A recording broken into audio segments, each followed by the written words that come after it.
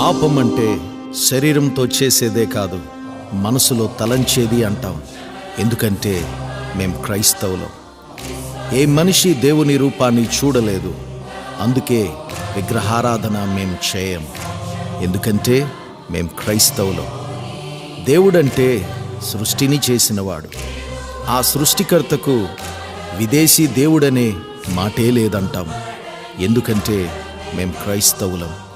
ఎన్ని బాధలు పెట్టి హింసించినా ప్రేమతో క్షమిస్తాం. ఎందుకంటే మేం క్రైస్తవులం.